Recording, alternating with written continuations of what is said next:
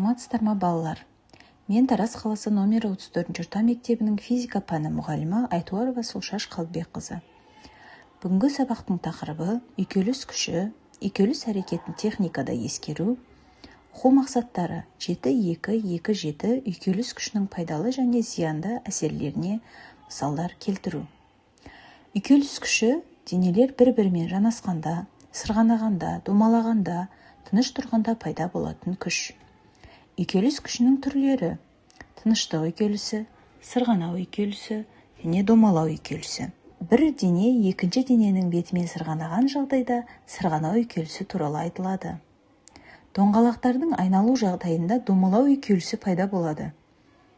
Егер денелер бір-біріне қатысты тыныштық қалпын сақтаса, тыныштық үйкелісі туралы айтылады.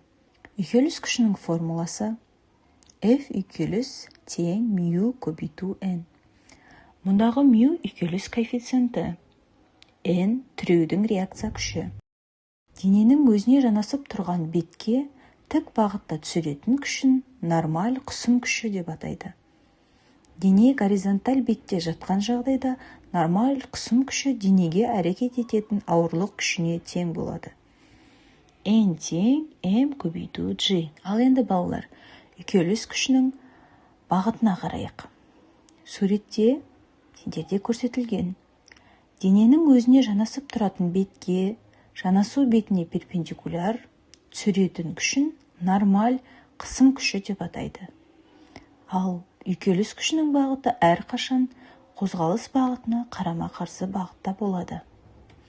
Балалар, үйкеліс күші қандай шамаларға тәуелді? Қалай ойлайсыңдар? Дұрыс. Үйкеліс күші мына шамаларға тәуелді. Бірінші, үйкелетін беттердің материалына. Екінші, жанасатын беттердің өңделуіне, яғни тегіс немесе кедір бұдырлығына. Үшінші, дененің массасына. Үйкелісті арттыру үшін салмақты немесе массаны арттыру қажет. Екінші, кедір беттердің кедір бұдырлығын арттыру қажет. Мысалы, мұз үстіне құм себу, қыста автомобиль шинасының тікенек болып келуі. Ал енді үйкелісті кеміту үшін бірінші, тегістеу қажет, екінші, майлау қажет, үшінші, жүктемені азайту қажет. Енді балалар, сендерге тапсырма берілген. Тапсырма: үйкеліс түріне қарай суреттерді орналастырыңыз. Сырғанау үйкелісі, домалау үйкелісі және тыныштық үйкелісі.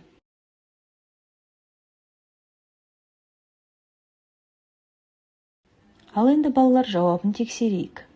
Сырғанау үйкелісі, домалау үйкелісі және тыныштық үйкелісі суреттегідей топтарға бөлінген. Екінші тапсырма: үйкеліс күші сөз жұмбағын шешу. Сөз жұмбаққа сәйкес сұрақтарды оқимын. Денелердің өзара әрекеттесуін сипаттайтын физикалық шама. Екінші сұрақ: жердің табиғи серігі. Үшінші сұрақ: дененің салмағы қандай шама? Төртінші сұрақ: күшті өлшеуге арналған құрал.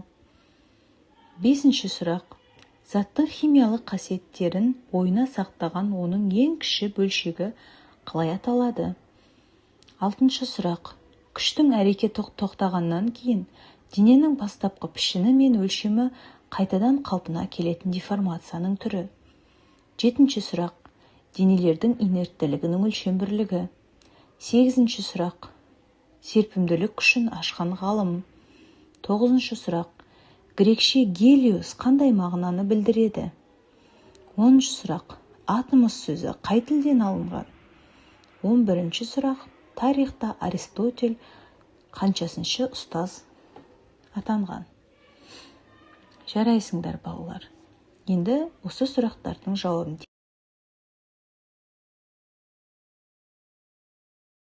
тексеріп көрейік. Бірінші сұрақтың жауабы әрине күш. Екінші сұрақтың жауабы ай. Үшінші сұрақтың жауабы векторлық шама. Төртінші сұрақтың жауабы динамометр. Бесінші сұрақтың жауабы молекула. 6-шы сұрақтың жауабы серпімді. 7-ші сұрақтың жауабы масса. 8-ші сұрақтың жауабы гук. 9-ші сұрақтың жауабы күн. 10-ші сұрақтың жауабы грекше. Және 11-ші сұрақтың жауабы бірінші. Ал енді балалар, бүгінгі сабақ бойынша рефлексия. Сіздің сабаққа көз қарасыңыз, сабақ сізге қызықты болды ма? Осы сабақтан өзіңізге қандай баға, қалай бағалар едіңіз? Суретте көрсетілген смайликтер бойынша бүгінгі сабаққа кері байланыс беріңіздер. Жарайсыздар. Сау болыңыздар.